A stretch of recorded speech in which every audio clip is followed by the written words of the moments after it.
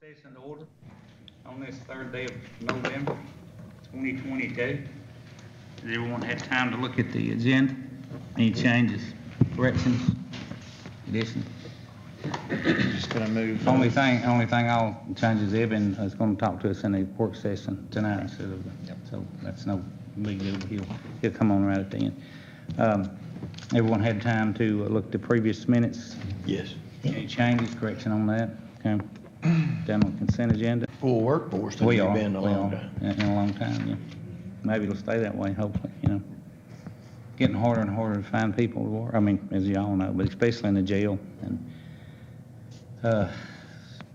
everyone fine with that? Any Yep. questions? Okay. Move down to number 4. This is our board appointments and/or proclamations. 4A, this proclamation is the Adoption Awareness Month. We've done that for several years. And any questions on that? Okay. 4B, this proclamation, it's Home Care Services and Hospice Month. I think this is about the 4th year we've done that, Don, isn't it? That's I think correct. 4th, yeah. Everyone fine with that?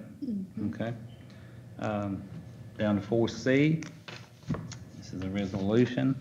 This is Resolution R61-22. This is reappointment of Mr. Darrell Pardue on the alcohol board. Darrell's a good member.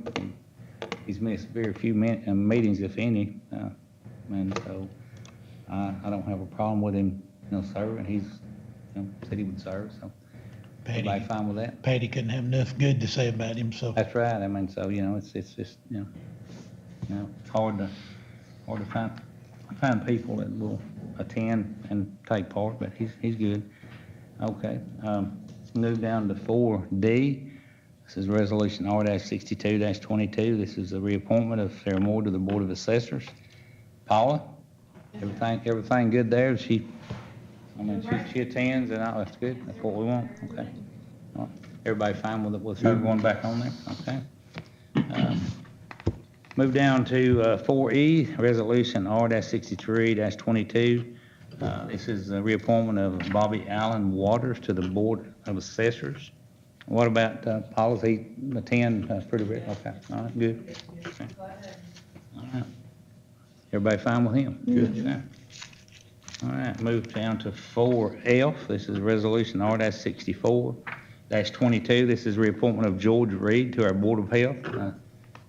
George, I'll speak for him. He misses, I don't even think he's ever missed a meeting. He's also our chair. And he did call me yesterday evening while Robert and I were fixing to leave, coming back from the meeting, and said he really didn't know what he was going to be reappointed.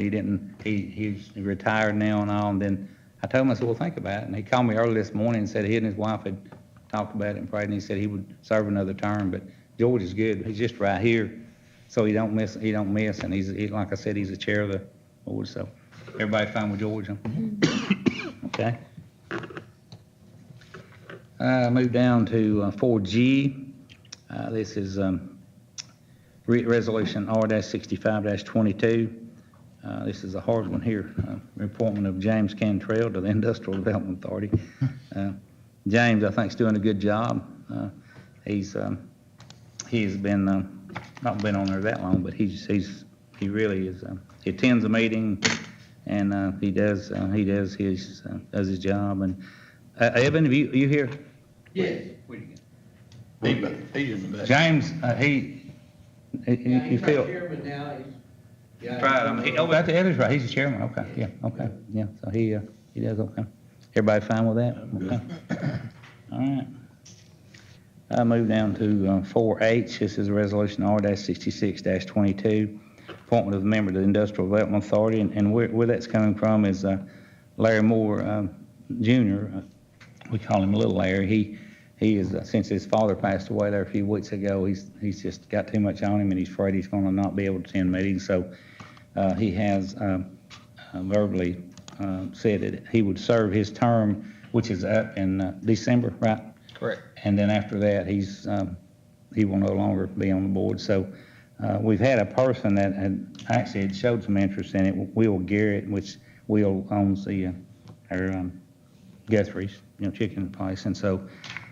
If y'all got anyone else that you can think of that might want to serve, that's on the Industrial Development Authority, we can wait about that appointment until December and kind of look and see, but we do have one person that, so we got that. So if y'all want to do that, then, but we do need to make the appointment in December, that way they can take their office in January, yeah. And remember, this person you put on there, that we put on there, that is an authority. It's not like the Tax Assessors Board. This is it's 5 years or 6 year? 6 years. 6 years, that's what I was thinking. So, once you put that person on there, they're there for 6 years, and you can't just voluntarily take them off. I mean, whatever, they've got to really commit a crime. Or we do have that clause that we put in, I know it was on the Water Authority, I think it is if they miss 3 meetings in a row, and for attendance reasons, we can pull them, right? Yeah, now that's kind of our rule, the Board of Commissioners rule. I don't think that's not the constitutional limit of the board, though, but nevertheless, Yeah, I but think we- people yeah, understand that yeah. going forward. Yeah. And of course, if it was excusable, it's different, if they're sick or got, that's different. But if they just really just don't show up, it's because it's pretty important, that's the people that they go out and solicit their industry. So be thinking about that between now and December. Okay, let's move down to 4I. This is Resolution R-67-22. This is a reappointment of Buford Stevens to Limestone Valley RC&D. This is he and John Case are representatives on that, and they meet quarterly, and they actually represent us with the Limestone Valley as far as our farmers, our ag, more the ag, people, and both John and Buford, I don't know of a meeting they've ever missed. I mean, they always go and they attend, and they, hear good things about them from people when I go to meetings, but so, both of them are good, so, if you feel good about that, I mean, okay, Buford. I'm good. Sounds like we're looking at him. Okay, let's move down to 4J. This is Resolution R-68-22. Let's hold off on J and K until next month. No, I had a chance to talk to them too, to make sure that they're, Okay, both of these are yours? yes. Okay. All right, what Mr. Hartline just said is that's his representative, Mr. Kevin Smith, on the Special Use Permit Board, and also on the Water and Sewer. So and that's fine, we got time, that'd be good. So we'll go ahead and table that till next meeting. Move down to the number 5. This is approval of SPOS or capital equipment, if any. This is 5A, the letter of intent, Georgia Mountain Regional Commission. This is an update on their photography, aerial photography, ortho photography of Dade County. And do you have, you want to go over that with us, Alex? Yeah, part of the Northwest Georgia Regional Commission that Ted attends and I do as mayor, and there's a lot of things. This is the Georgia Mountain Region. And back in 2018, we went through this again, and we went and got photography for the tax assessors and 911. And it has come back up again, and when they sent it out earlier in the year, I requested that we be requested for the 6-inch pixel resolution, 4-color, and it's $68 a square mile. Currently, we're 187 square miles, and our current photography, it was done in December, January of 19. And there's quite a bit of stuff changed that would help the assessors and for us in 911. And some of the bigger things that we see is like the Founding Way in the Brock subdivision out there with all those new houses. It's not currently on there. Some of the many subdivisions and homes that we have put in since 2019. And every few years it's good. Again, we're going with Northwest Georgia Regional Commission and the Georgia Mountain Region to do this. And the cost is $12,716, and the Georgia Mountain Regional Project Administration of $1,000. So a total of $13,716 that we would like to use SPLOST funding for the tax assessors in Dade 911. Y'all understand what that is now? I know back when we did this and jointly combined with them, it saved us thousands of dollars. It would have cost us 3 to 4 times what it cost us to go over and do especially with the LiDAR and all that, you know. Yeah, we done LiDAR last time, and that's Yeah. something we won't do every time. We're still waiting on the final run of that. It is close. The Georgia Mountain Region lady that's over this asked us to send her a hard drive because it's close. Faith Bryan has been the head lead of this since we started this. And, you know, one time we looked at pictometry, and that was something we really looked at. And Paul and us, and that's where they come in and they do 3D flights or 3D layers of looking at the images, or they have cameras that do different. It was over $100,000 for that. So this is it helps with reevals as we go out and look. They can look at, I use it to death when I'm out addressing these new homes. As we'll see tonight, there was, more homes, there were 113, but, we can do a lot of things. If somebody comes in and sees us and the photography's good, I can do a lot right there with them sitting in my office or things. So it's really good, helpful for us as the county's changing and moving. But the LiDAR will, when it's finished, to give us true topography besides what the original topos were. Also, it's accessible through our assessor's office, right? Yes, it is. I mean, Yeah, through it's our a shared online project. For the general public. I mean, you could really use as far as Yeah. property or, Yeah. Mr. Hartline, what do you think? I'm good with it. Okay. Flower. Yeah, I looked at Paula and she said it was helpful for her, so. Yeah. Alex Yeah, said it's something helpful we for her. always share together. We've been working together. We Yeah. share the plotter and, Yeah. that's the things where departments working together in the same thing. We Yeah. just helps us all. Ms. Bradford? Yeah, I'm good with it. I'm good. Okay, put that on the consent agenda there, okay?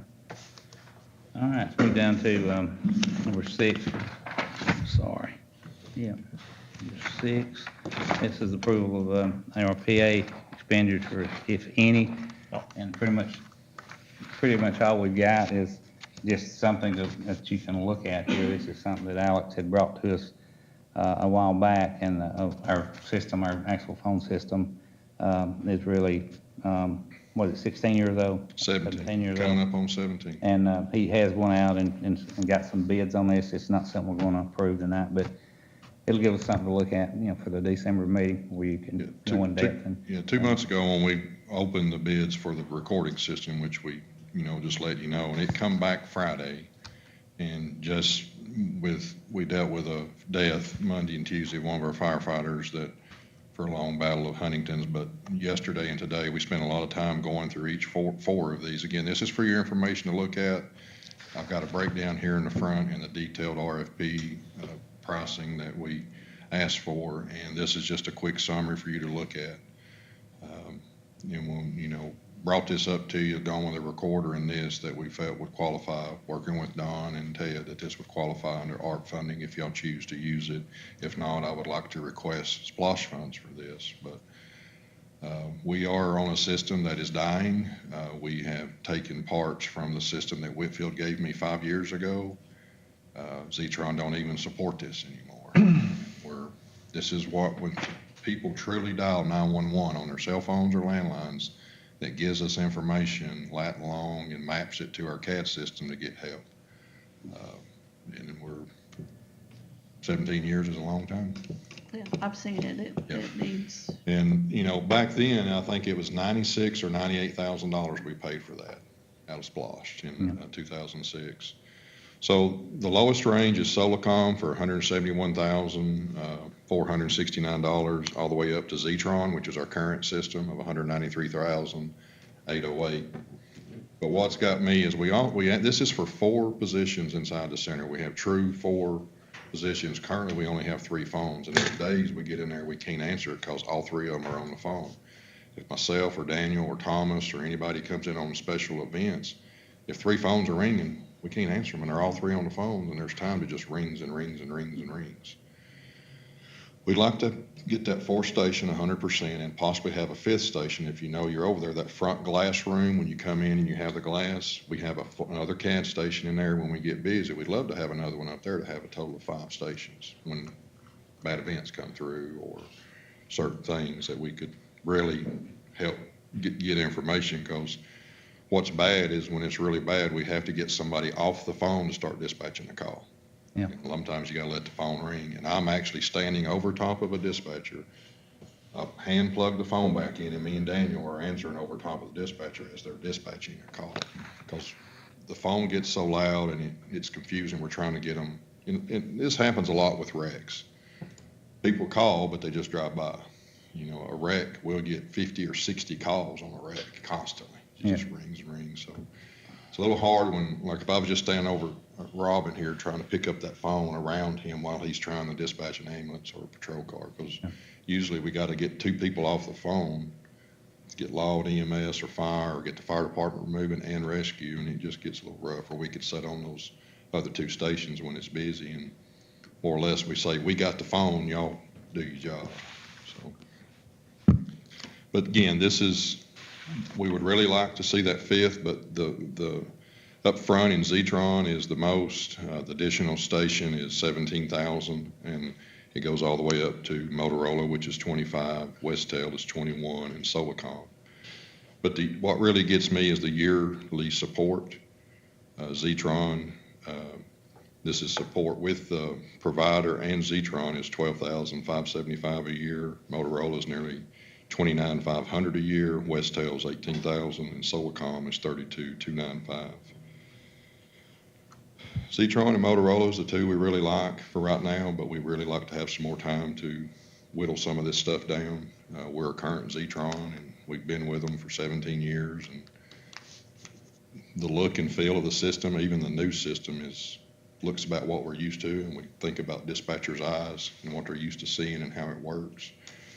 When we designed the new CAD in 11, we designed it from what our old one looked like because it was so customizable. It's just a habit that we beat into them within 60 seconds. We're answering the phone and moving somebody. So Walker has this system. Jasper, Marion County, Tennessee has this system. Walker's been on the Zetron Max since 2011. And again, we're on the old analog series. So this is just for your information. And if we get and feel the procedures are better to move, that we can, and it's just there for you. Okay, we'll look it over. Yeah. All right, thank you. Move over to, see, we covered all of that. Historical Courthouse project. Jamie will give us a report in December about that. He's not going to be here tonight, Mr. Blevins.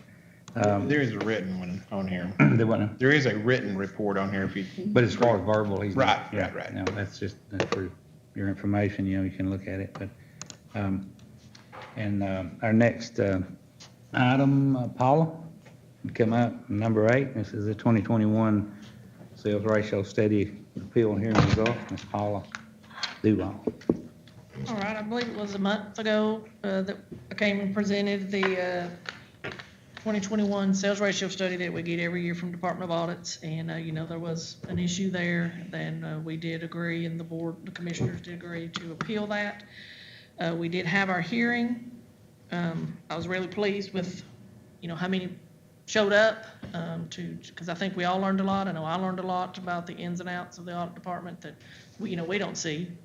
We get our report and then we move on. So I know that I learned a lot, and we did get our results back, I believe it was last week. There were some minor changes, but we did not get the result we wanted. When we first appealed the median, which measures how well our current prices are in line with what's actually selling, the residential median was at 37.05. After the appeal, that did increase slightly to 37.63. The big issue with that is if that number is not at a 38, we cannot collect public utilities at 40%. Mm-hmm. So because of that, it does reduce what the county will collect from public utilities. So, and then our COD, in the first study, it was at 17.04 under the residential. After the appeal, it did drop to 16.21, which is still not within the passable and acceptable range. That should be under residential properties, 15 and below. So slight changes, but not enough to really get us what we Make a needed. difference, yeah. So we were not very happy, but we did what we could. And I think a lot of this, hopefully Department of Revenue will wake up a little bit, and because really the Department of Audits is not the compliance department. That's the Department of Revenue's job. And, several years ago, they just kind of shoved it off on Department of Audits.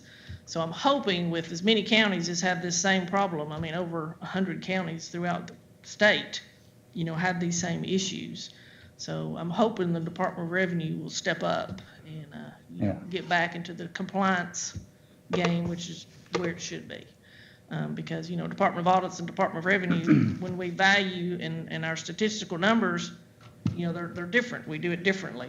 So it's hard to try to get the same result when you're using different methods, especially when you're using sales that are a year apart. And in this market, the way it's going, a year can make a huge difference.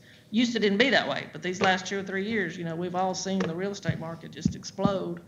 So when you're going a whole year ahead, there's no way to keep up with that when we can't make changes based on where our hands are tied, and the sales and things that we can use. So anyway, I just wanted to report on that. We did have some slight changes, but not enough as to what we wanted. So what will happen, since the COD is still above a 0.15, the county will be put under a consent order. And what that means is, because 2021 was our office's digest review year, which means the Department of Revenue came in, they review us every 3 years. So if your audit report and your digest review year, it matters, especially on those years. So what will happen is the consent order just basically states if this issue is not corrected within the next digest review year, which will be 2024, then the county will be penalized even further. So, hopefully within that time frame, this will come together, and we won't have to see this. Because, when you do a total countywide reevaluation, which is what we did in 2021, our internal numbers look great, and that's just all we have to go by. And then you get something like this, it just blows everything out of the water as far as not what we did, but how it affects the county. It's a little frustrating and disappointing, basically as far as, we're doing our jobs, we're keeping up with what we're supposed to keep up with, and then, this kind of throws a kink in things. Again, it's mostly as far as the county is concerned. So anybody have any questions? Well, the reflection of a lot of the property that's sold in the last, say, year, or, that's bringing way more than, the people are paying 3 times, 4 times what their property really you'd think it would be worth. I mean, when a house goes up and, you got a $550,000 piece of property there, and then these people getting a bid more, and they give 30% more than, that right there is where that's what's That's right. affecting this. Absolutely. Not y'all, and it hit us all at once, because anyone's ever sold anything in the last year even, I mean, or bought anything. Mm-hmm. A lot of people sold, and then they go back and try to buy back, even close to what they got, they can't do it. That's right. So that's what's really through a curve, But I found out this, a lot of you counties, there was 100 and more, a lot of them are just like us, they didn't come up. I mean, the majority did not. That's right. Didn't win the appeal. That's right. And I mean, the audit department, their hands are tied too, by their policies and their procedures, and, Yeah, it's 'cause they not go that by they're doing numbers. anything wrong, we're just on 2 different playing fields. They go by real sales, they go by real numbers, and that's not. That's right, and we're a year behind. And usually the things that they, when they pull their sales, we've remedied that in the current year that we're working in. But, again, we can't go back a year. So again, we can't keep up with the year ahead. So Okay.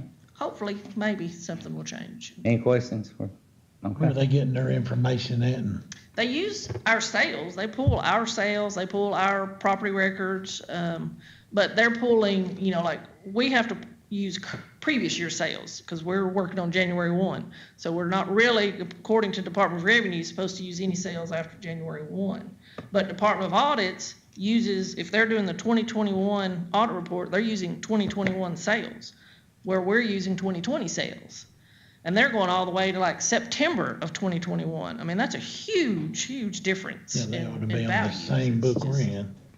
So I'm really hoping Department of Revenue will step up and get back in the compliance game, and because it's going to cost counties. I mean, I can't imagine across the state You know, just seeing what we're having A to lot deal of with, counties, a lot of how counties. many other counties are having to, you know, lose money from public Some utilities people are and gonna things lose like money that. this year. Which is huge. And how much is it? Very huge. Yeah. And it's frustrating for us because we know we're doing our jobs, you know. I could understand if we weren't, but we know what's the we number? are. So it's frustrating when you get something like this that affects the county and the taxpayers, you Money. know, and things like that, so. And a lot of hopefully- people don't really understand all of that either, so it's confusing. It is. It really is. Mhm. So hopefully, you know, if we get some news along the way, I'll be more than happy to, you know, come back and talk about it some more. Sure, yeah, appreciate that. Okay, Any more good questions? report. All right, thank you. All right, let's move down to number 9. This is on our TBN broadband update, and they will be here in December. They couldn't get everything together, the people that are doing the installation now, and the phone company, so they call and they're gonna put us up. Actually have the people, the contractors with them, and also the phone company, and give us a real update on it. And so, move down to number 10. Don, what have you got on the? on there? It's surplus property for sale. Billy has 4 different lots. I think it's 4 different lots, yeah. For sale, one is a Rhino Batwing Rotary Cutter, which AKA that's a bush hog in Dade County. And I was like, what is a rotary cutter? When he told me that, and I was like, oh, you mean a bush hog? Anyway, unit number 158 is a 2011 Ford Crown Vic. Unit 103, which is a 2007 Crown Vic. And unit 97 is a 2011 Crown Vic, all for sale. Or gonna be put on Gov Deals. Yeah, okay. Any questions? Okay. Go ahead and put that on the consent agenda. Okay. Number 11, this is our resolution R-57-22. This is our service delivery strategy and local options sales tax, which we call LOST. This is the certificate of distribution, and we actually went through our meetings with the city, and we reached an agreement. We're gonna leave everything the same. They agreed to that. And so, Don, you've got everything going our way as far as got all the paperwork in. So, thank goodness, because we were at a meeting last night. A lot of counties are running into problems that have more than one city, and there's several counties in our region that they're having problems and disagreements and going through arbitration and all that. And so it's not good in some places, but thank goodness we've just got one city, you know. You don't have anything, Don, to that, or? You know? This resolution really does 2 things as well, in addition to the loss. We'll be sending that to Department of Revenue, and they will certify that so that it continues January 1st on, all right? We had till December 30th, and that will be here before you know it, so we're thankful to work that out with the city. And we're fortunate to have one city. Like Ted said, Yeah. some have 4, 5, 6 cities, and that's tough. Also, it does, anytime you update your local option sales tax or negotiate that with a local municipality, and/or you update your comprehensive plan, which we did earlier in the year, then we have to update what's called the service delivery strategy. There's been no change, material change, but we still have to do that and recognize that, so we'll be sending that to the Department of Community Affairs. So that's what this resolution does. It does both. Okay. All right. Any questions now? Just appreciate the city working with us on it. I do too, yeah. Okay, we actually, 12 and 13, Robin has asked to table that till he really reviews this document, right? I mean, need to go through it. 12, 13, and 14. 12, I'm sorry, 12, 13, and 14, yeah, it's down there.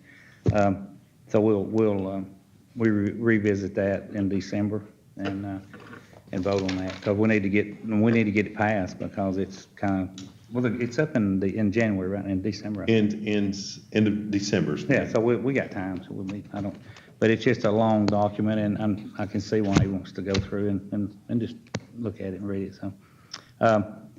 We got Evan, he wants to come up and give us a little report here tonight, if you would, Evan. Evan Stone with our IDA. Thank you, Mr. Chairman. we wanted to kind of bring everyone up to date on some of the projects that we're working on, and it's been, it's really the last 3 or 4 months, it's been a very busy time. We've got two of our industrial representatives from the industrial park are currently doing expansions. You may have saw the Integer office complex, temporary complex that they've done. They're going to be building some office building adjacent to the, between Dr. Richards' old office and their existing plant on Highway 11. As well as they're going to be doing a couple of new clean rooms. That's about a $6.1 million expansion that's going to generate probably, they tell me 1 to 2 years, probably another 100, 150 jobs somewhere along in there. So that's some great news with Integer.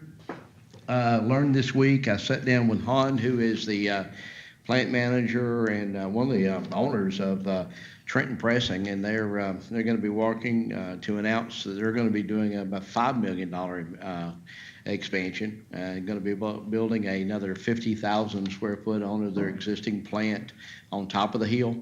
The Industrial Development Authority will be taking that to the board coming up here in a couple of weeks. We're going to have to look at swapping maybe some land. They want part of a road that goes down to some creek area property, and they're going to do some swapping with us.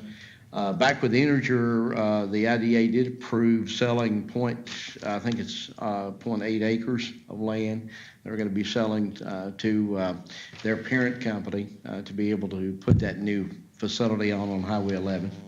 So that is a couple of good news. It's going to be about a $5 million expansion for Trenton Pressing. They said, I asked Honda, I said, when are y'all looking at to doing this? And he said, tomorrow if we can. They're ready to go. So that's good.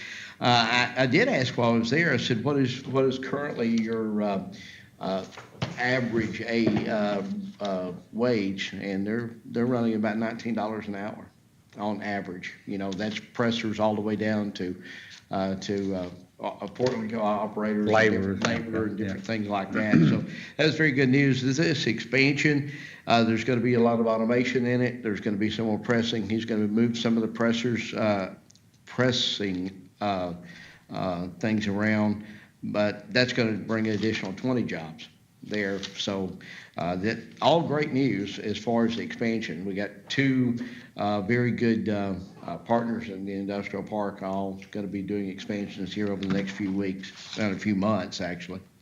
Wanted to kind of bring you up to date also on several projects, the RFIs. We've been getting several in after COVID kind of kicking up. We've been working with a project called Abraham, Project Mayfair, and been working with a local realtor, some of you may be aware of it, called Project Davis 5-Star. And just last week, the North Georgia Joint Development Authority, working with Spencer, he called and he's put us in for yet another one. We don't know the name of that project, so that's about 5 or 6 projects that we've got that are actually currently being worked right now. The Industrial Development Authority had about a year and a half ago sold some land entered into an agreement with Beltline Energy to sell some land that was sort of less desirable to be able to build on, but they could put up some solar panels. And they've worked with Georgia Power and one of our industrial sites to do a new cellular site to be able to generate power. And it looks like that's going to close, working with Robin, probably by the 15th of December. That's going to generate about another $127,000 roughly, I think, from that sale with some land in the industrial park.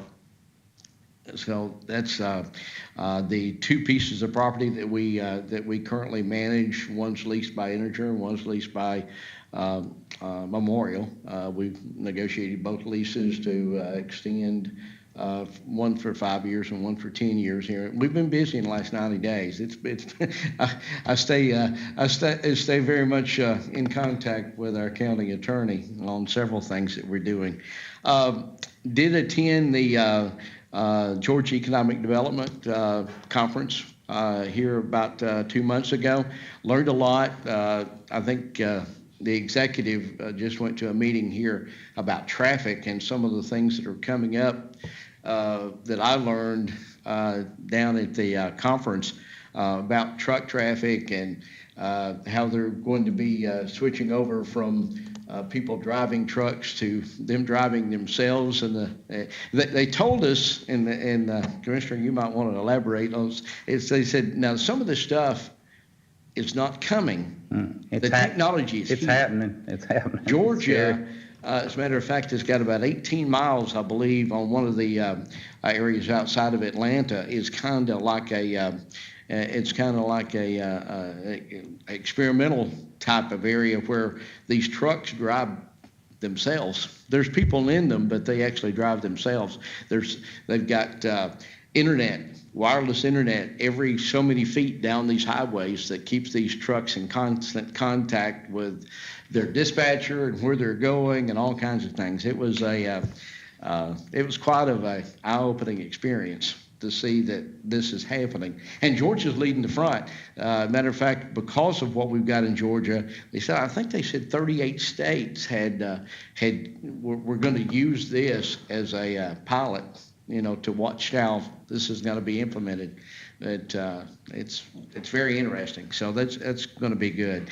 One of the main things that they told us about, and that I wanted to make sure that y'all knew, and any ideas that y'all may have, not just in Georgia, but across the country, is housing.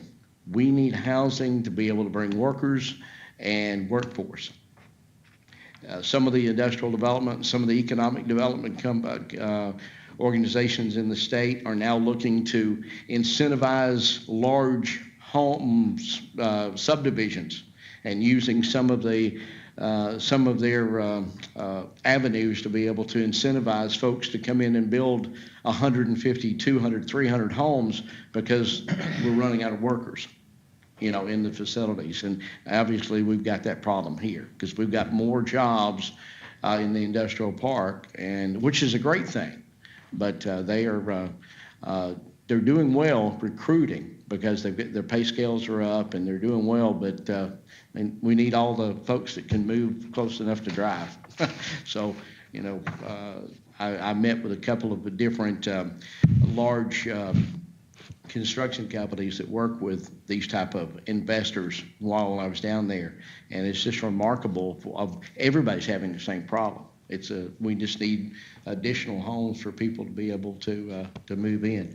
I do want to tell you one of the other things that we're looking at will be we're going to invite y'all to a tour of the industrial park, and we're putting this together in January. We figured January would be good. Hope the weather will be okay. We'd like to invite the Dade County School Board, everyone here at the commission, the city commission, and anyone at the water board would like to go. All of the kind of folks that really need to understand what's happening. I think everyone get a good idea of what's being made and what's being made and shipped. We export things every day out of the industrial park here that most people don't even know that we're making. So we want to put that tour together, have y'all come, we'll have lunch, and probably a couple of hours. It'll be sometime in January. I talked with the executive about that, so we've been putting that together for y'all. It's been busy. We're glad that we've got these companies that are expanding. And hopefully some of these other projects that I've got here will come back and want to be able to look at some of the land that we do have. Do y'all have any questions? Question for Evan. Thank you so much that's a good Well, report. and thank y'all. And what I intend to do is try to every 3 or 4 months come back and give y'all. And of course, I meet with the executive pretty much daily, and see all of y'all and talk to y'all on occasion. But anytime you hear anything, you want to talk with me, I'm not getting in touch with me. Our board is doing great. I will tell you, the way that we are structured, being an authority board, we have 6 members. And you have to have 4 to have a quorum, and that's hard, especially when everybody's volunteer to be able to have 6. So it is important to put someone on there that will go to the meetings and things, and we can't expand the board. we can't do anything with it because it was a constitutional amendment in the state that created the Industrial Development Authority. So unless we put it on a constitutional amendment, in the state of Georgia, we can't change the number of people. It's 6 and it takes 4 to have a quorum. So I know that y'all have a very important appointment for the next 6 years, and it is very important that George is here. He's one of the members, is to be able to have folks that can attend, and we've got a great board right now. I hate to see Larry leave. I talked with him again today, and maybe at some point in time we'll be able to come back and serve on this board or something else. But he came in and gonna fill out his dad's unexpired term, so that's good. Any other questions? Okay, thank you. Thank you. Thank you for what you do. All right. Anyone else, got anything else they want to bring before work session, before we, nothing? Okay. All right. We'll go ahead and adjourn the work session and take about a 5-minute break, and then we'll start with our regular meeting.